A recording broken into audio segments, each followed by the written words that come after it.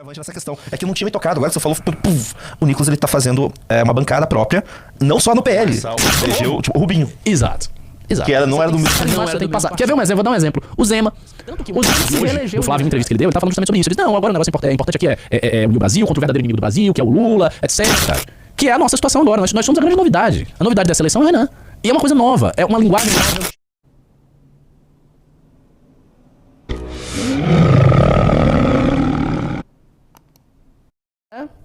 Contra a sua previsão, aí eu vou começar a puxar a discussão, contra a sua previsão, e eu não acho que esse é o fim do bolsonarismo. Eu acho que o bolsonarismo sobreviverá a esta campanha com todos os desastres, mesmo se o Lula ganhe. Eles ainda têm uma sobrevida, a família Bolsonaro, de mais uns 4 anos ou mais. Isso é o que eu acho. Eu acho que eles ainda têm força suficiente. É pra eu fazer um contraponto? Uhum. Antes de fazer o contraponto, mostre o brinde. E pede pro pessoal entrar no Valete Plus. Seguinte, temos aqui brinde, nós vamos ter 3... hoje está muito especial que a gente vai oferecer aqui. Das lives mais ricas de brindes que tem, então não tem por que você não entrar no Valete Plus. A gente vai oferecer esta revista, a revista do mês, Prendeu Matou. Vamos oferecer a revista Deus, Estado e Bolsa Família. E vamos oferecer a revista O Lobo da Faria Lima, do Vorcaro. Então, assim, se você não entrou no Valete Plus, se você não tem estas revistas, você precisa fazer isso, porque fora isso, ainda tem o Baralho do Valete. Baralho do Valete para você jogar pôquer, né? Que nem o Neymar jogou depois da eliminação do Brasil. Baralho da Valete para você jogar pôquer e mais 3 revistas e fora a maravilha que é o próprio aplicativo. Então, entre no Valete Plus, nessa live, o QR Code está aqui, o QR Code, e basta você entrar. Então é isso. Mas voltando. Eu não acho que o bolsonarismo tá acabado desse jeito. Eu acho que ainda tem bastante estamina e a própria indicação do Flávio e a ausência, por exemplo, de uma oposição mais aberta do Nicolas nesse momento. Porque, note, se falava muito que o Nicolas ia fazer, ia acontecer, mas o Nicolas não tá. O Nicolas tá se abstendo, ele pode estar fazendo nos bastidores. Nos bastidores é uma coisa. Ele tá fazendo nos bastidores, mas ele capitulou, né, na guerra. Ele capitulou, você tá concordando comigo, ele capitulou nessa guerra, ele não partiu pra uma oposição aberta, pra uma ruptura. Eu não acho que ele queira isso. Ele é um cara muito jovem. Ele não tem coragem. Não, ele não tem coragem e outra. Ele estava preparando pra uma ruptura aberta. Quando ele viu o que aconteceu com a Michelle Bolsonaro, ele... Os filhos engoliram a Michelle. Engoliram a Michelle. A Michelle saiu, sabe o que ela saiu no final? De uma mulher histérica, ranheta e que não se preocupa com o Brasil. Eles conseguiram colar nela, para muitos bolsonaristas, pro grosso do público bolsonarista, que ela é uma mulher ranheta, que não se preocupa com o Brasil, que estava com questões de picuinhas pessoais. Questões pessoais. Eu acho que essa imagem rolou muito bem na Michelle. Aquele vídeo dela com teleprompter falando, o meu galego, porque o meu galego fez isso aqui, que eu tô meio galego, blá, blá. Aquele vídeo não foi dos melhores. A verdade é essa, não foi dos melhores. E ela passou a imagem de uma mulher ranheta e com picuinhas. Tanto que um corte que eu vi hoje do Flávio, uma entrevista que ele deu, ele tá falando justamente sobre isso. Ele disse, não, agora o negócio importante aqui é o Brasil contra o verdadeiro inimigo do Brasil, que é o Lula, etc. E eu tô muito tranquilo. Se quem quiser aí participar da campanha depois ou agora pode participar, a gente tá de braços abertos. Então essa postura pseudo-conciliatória que o Flávio Bolsonaro tem é uma postura que nesse momento funciona. E é o único acerto dele. Não é pseudo. Não, ele é conciliador de fato. Mas é o único acerto dele. Dentre todos os erros do Flávio Bolsonaro, da campanha do Flávio Bolsonaro, há um acerto. Ele é conciliador, sendo que ele tem que ser conciliador. Ele anda com gente envolvido com facção e milícia, tem que ser muito conciliador. Muito conciliador. Ele anda com centrão, ele anda com todo mundo que sabe fazer, digamos assim, malandragem na política, né? Então ele tem esse perfil conciliador, isso está meio que funcionando, porque ele conseguiu colar essa imagem na Michelle. O Nicolas não foi para uma ruptura aberta. Não acho que o Nicolas vai para uma ruptura aberta nem agora, nem nos próximos anos, não acredito nisso. Acredito sinceramente num plano de longo prazo da parte do Nicolas. Ele é um cara muito jovem. O Nicolas tem em torno de 30 anos que tem o Nicolas? Talvez até 30, né? Pois é, o Nicolas tem 30 anos ainda, é um menino ainda, é um cara muito jovem, tem aí pelo menos 40, 50 anos de vida política pela frente, então ele não tá preocupado em fazer ruptura agora, ele tá preocupado em montar a base dele, e isso ele está fazendo bem. O Nicolas está fazendo bem a montagem da base, tem um monte de candidatos candidatos bolsonaristas insatisfeitos com o Bolsonaro. A galera de Santa Catarina, por exemplo, que teve todo aquele quiprocó com o Carlos Bolsonaro, Caroline Detone, Ana Campanholo, o pessoal que cerca essas duas, mais várias outras pessoas. As pessoas estão insatisfeitas com os rumos do bolsonarismo, elas estão se colando ao Nicolas. O Nicolas agora tem também o reforço de vários ex-MBLs, pessoas que eram do movimento e que são porta-vozes e que continuam atuando aí nas redes sociais como porta-vozes, nitidamente abraçaram o Nicolas, isso é uma coisa óbvia. Então eles fizeram esse movimento dizendo, não, mas eu não sou Bolsonaro, eu tô com o Nicolas, mas agora eu voto com o Flávio, pelo bem do Brasil. Ou seja, é uma saída honrosa para quem já teve um discurso anti-bolsonarista muito forte. Porque são pessoas que tiveram um discurso anti-bolsonarista muito forte. Então o que elas estão fazendo? Elas estão migrando, dado que elas não estão no MBL, para o projeto reserva, o plano B, que é o MBL do B do Nicolas Ferreira. Nicolas Ferreira está fazendo um MBL do B. O sonho dele é fazer um MBL do B. Um MBL do B com as seguintes características, né? Com muita força na rede social, porque aí vem com muita força na rede social, mais força do que a gente, mas com uma estrutura geral precária. Uma estrutura geral precária em termos de proposta, em termos de ideias, em termos de organização, em termos de instituição. Eu sei que eu vou atrapalhar, o pessoal vai reclamar, mas é uma informação importante. Recebi relatos de algumas pessoas ligadas à MBL com convites, vários convites do Nicolas. É? Uhum. Olha aí. Ele tá fazendo, não. É intencional. É intencional. Tem um porém nessa questão. Você tinha até pedido para eu fazer um contraponto e encaixa nessa explicação do contraponto que o bolsonarismo ia acabar. Depende.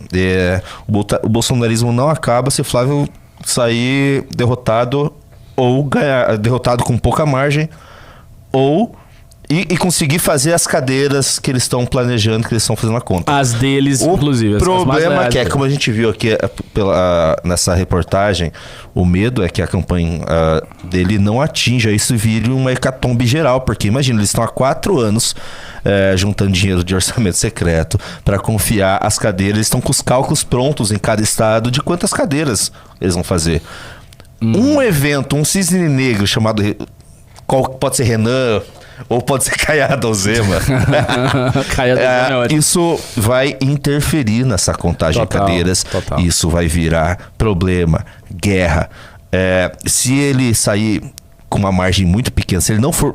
por exemplo, se o Renan Santos vai para o segundo turno e ele não, acabou o bolsonarismo. Não, aí é óbvio. Se ele for... E acabou. Se ele for pro segundo turno, mas assim com uns 30%, ou perder pela margem e não fazer as cadeiras, acabou o bolsonarismo. Concordo. Porque é o seguinte, imagina, eles estão contando, porque é o seguinte, o Flávio Bolsonaro não é que no Jair Bolsonaro que você se encosta nele e ganha voto, você perde capital político. É isso que eu ia comentar.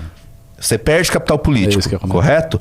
Então, peraí, eu tô perdendo meu capital político apoiando os bolsonaros e não me elegi, antes eu conseguir o voto, pra que eu vou precisar do Bolsonaro? Essa galera vai migrar pro Nicolas. Migrar pro Nicolas. Ou pro Renan, muitos vão ligar pro Renan.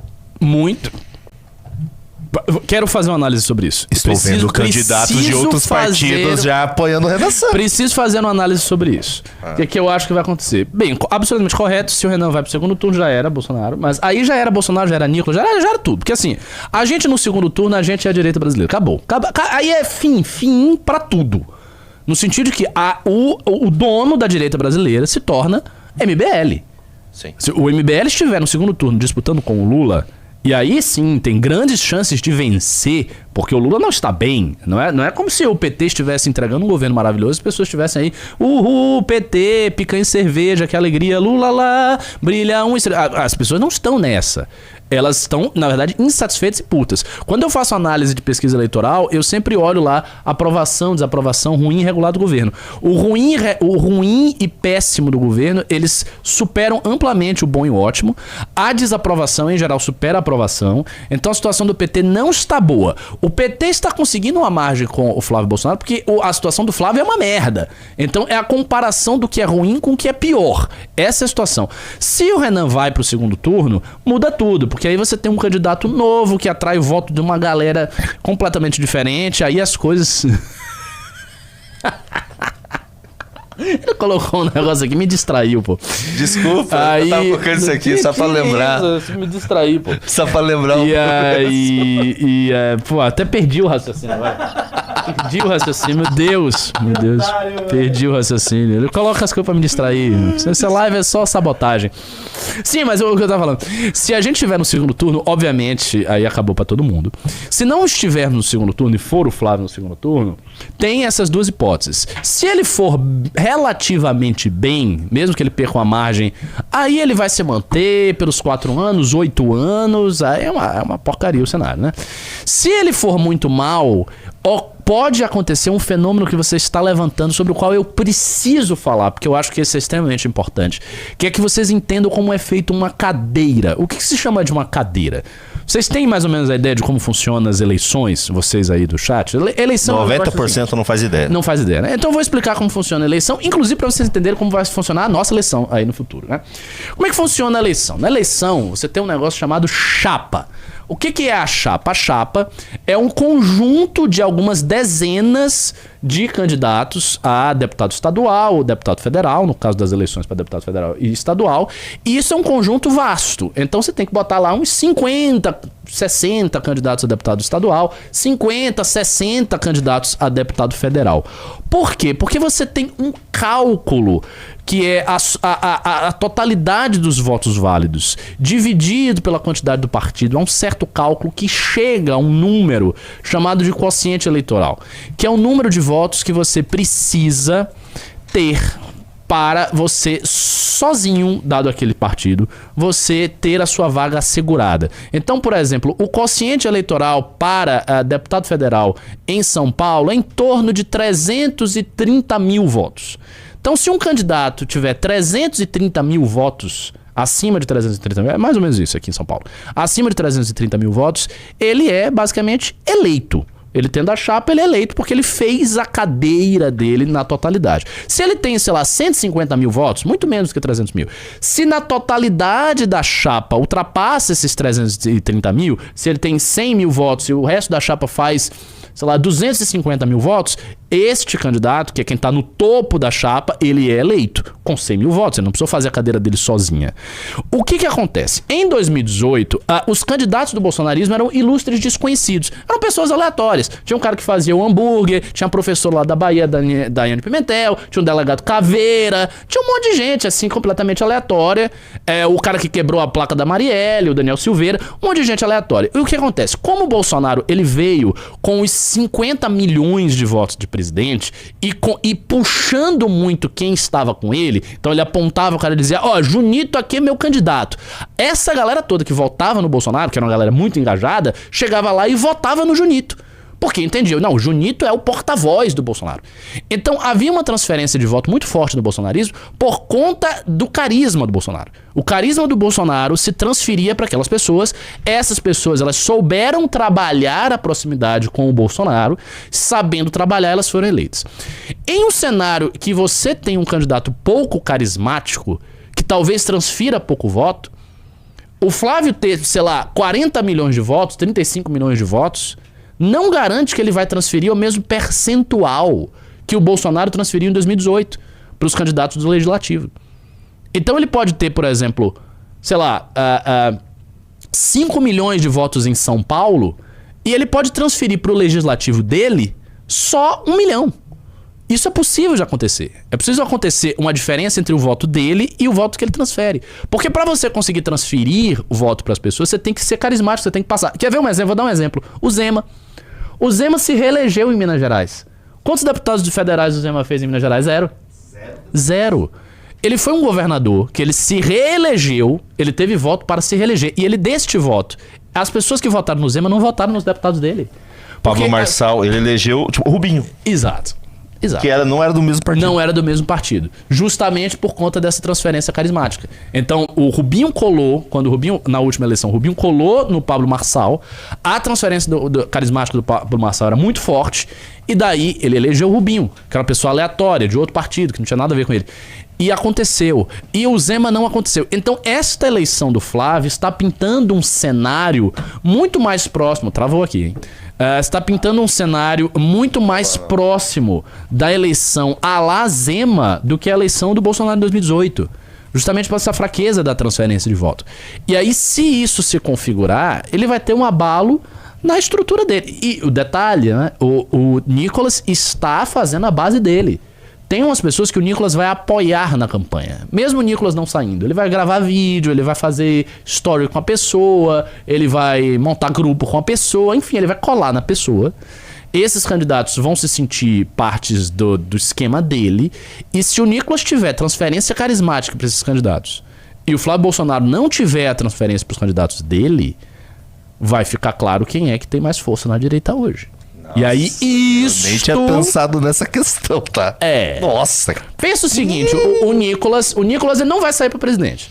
Mas só com ele, só com as redes sociais dele e com o prestígio e o carisma dele. Aí ele chega, ele cola em vários candidatos do PL, que são mais próximos dele do que no núcleo do Bolsonaro, e estes candidatos ganham, e os candidatos próximos do Flávio não ganham. Se isso acontece, só por isso a família Bolsonaro já enfraquece demais. Porque aí, entendam o que vai acontecer. O equilíbrio de poder dentro do PL, ele vai mudar. Porque beleza, todo mundo tá no PL hoje. O problema é que o PL não tem unidade ideológica. O PL não é a missão. E que todo mundo tá na missão, as pessoas entendem. Eu quero dizer, não, o PL é um bala de gato, entendeu? O PL, assim, cada um por si, as pessoas têm os seus projetos pessoais e tal. Se você tem uma ala do PL que é vinculada a Nicolas e essa ala se elege por conta dos vídeos do Nicolas, o Nicolas se torna a figura mais forte do PL.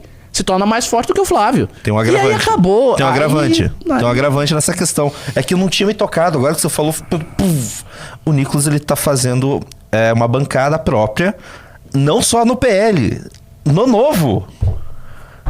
Se ele conseguir tirar voto do...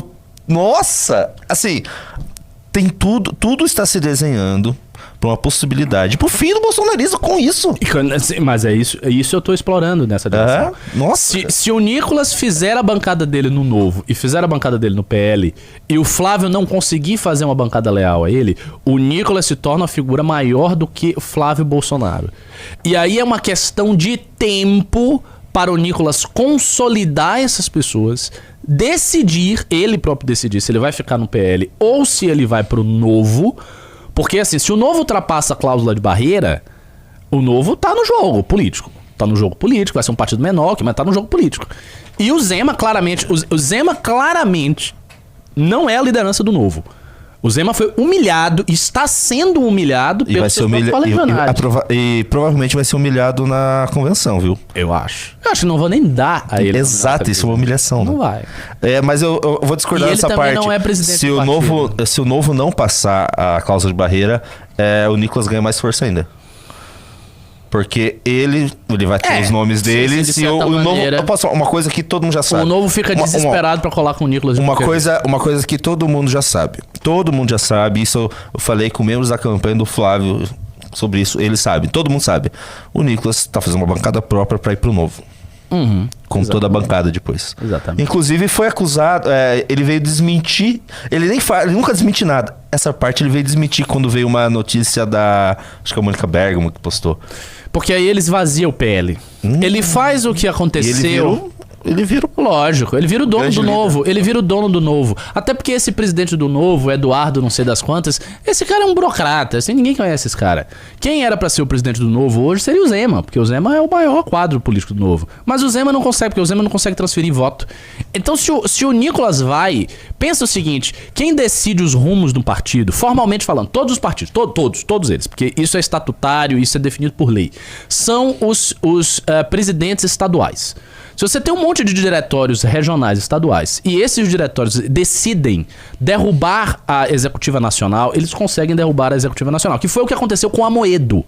A Amoedo perdeu o mando do partido dele porque os diretórios estaduais do Novo deram um golpe no Amoedo, derrubaram a Executiva Nacional e tiraram o Amoedo da presidência. Aí o Amoedo perdeu o controle do partido.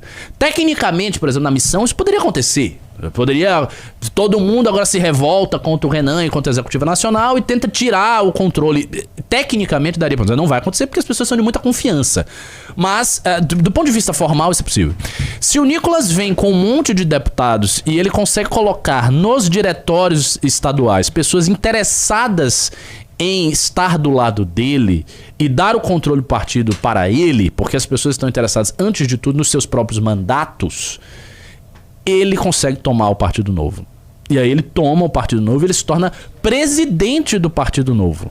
Ele se torna presidente do Partido Novo, ele fecha futuramente uma executiva no Partido Novo e ele passa simplesmente a comandar o Partido Novo. Isso não é uma operação extremamente difícil de fazer. Ele pode fazer isso, ele tem meios para fazer isso. Então, se ele faz isso, ele domina o Partido Novo, cara. Que é um partido que vai ser o segundo partido, ou o segundo ou o terceiro, dependendo da nossa situação, mas é um partido de direita. Tem 3 partidos, digamos assim, de direita: o Novo, o PL e a Missão. E aí ele se torna o controlador do Novo. E aí você sabe que começa a luta 2.0, né? Que é a luta dos jovens, né? Aí a luta dos jovens não é o já. Aí que entra a questão do porquê o Nicolas tá atrás. Aí que entra a questão. O Nicolas, a luta dele não é pra agora, a luta dele é futura. É contra a gente. Por isso que ele tá indo atrás dos ex-MBL e óbvio. Gente que está no MBL hoje. A luta porque dele é contra a gente. Saiu a pesquisa Atlas que com certeza preocupou, porque ele tava se vendendo, ele tava plantando notícias que ele é o cara da geração Z, né? O cara dos jovens. É óbvio. Aí vem a pesquisa e das personalidades de direita ele tem 8% entre a geração Z e Renan Santos 67%. Quem que é o futuro? Por causa do discurso. Quem que é inevitável e quem que é o futuro? Nicolas ou Renan Santos? E é por isso que ele quer os MBLs. Porque ele quer os ex-MBLs, porque ele deve pensar vagamente que esses caras sabem como funciona o movimento. Que eles têm uma compreensão do que aconteceu e que, portanto, eles têm a fórmula. O Pavanato fica falando dele. É o Pavanato que tá atrás de todo mundo, né? Óbvio que eles devem se vender desse jeito. Certamente eles se vendem para o Nicolas como pessoas que sabem a fórmula do que aconteceu. O Costenaro é um cara que deve se vender para o Nicolas com isso. Não sei, estou especulando. Mas eles vêm com uma fórmula e colocam o xixi, a fórmula no ouvido do cara. O cara fica achando, não, agora eu sei o segredo do MBL, agora eu vou entender. E a ideia dele é essa, porque a luta dele não é a luta contra o bolsonarismo. A luta dele é contra nós. Porque o bolsonarismo, terminando agora nessa eleição, ou na próxima, o bolsonarismo vai terminar. O bolsonarismo não é uma força política que daqui a 20 anos vai ser relevante no Brasil. O bolsonarismo foi relevante porque tinha o Jair. O bolsonarismo tinha uma figura carismática que está preso e que vai morrer em algum momento porque é velho e tem uma condição de saúde precária, né? Então é um fenômeno que está passando. É um fenômeno que está passando. Quando os filhos do Bolsonaro, quando o Eduardo, Flávio e o Carluxo não tiverem a figura tutelar do Jair, esses caras eles vão se perder. Eu acho que primeiro eles vão se perder psicologicamente. Eu acho que, por exemplo, a perda do Jair para o Carlos Bolsonaro vai ser, a meu ver, fulminante. Ele não vai conseguir fazer nada após a morte do pai. Acho que ele vai ficar completamente atarantado e sem conseguir fazer política mesmo. Acho eu que o Flávio vai simplesmente desistir de querer ser uma coisa muito grande assim e vai ser um deputado qualquer da direita importante pra ficar roubando e viver a vida dele. E o Eduardo, essa revolução ideológica que o Eduardo sempre quis tocar no Brasil, ele vai desistir, até porque ele não está no Brasil, ele não pode voltar pro Brasil, ele é pessoa não grata no Brasil, ele tá nos Estados Unidos, ele tá vivendo uma vida muito melhor do que se ele estivesse aqui, sendo perseguido, indo pra cadeia, tendo problemas. Então ele vai desistir e essa família, ela vai abandonar o barco, ela vai entregar aqui. Vai. Façam aí o que vocês quiserem. Então a verdadeira disputa na direita, a verdadeira guerra na direita, ocorrerá entre o grupo do Nicolas e a Missão. O grupo do Nicolas e o MBL. Esta vai ser a divisão futura da direita.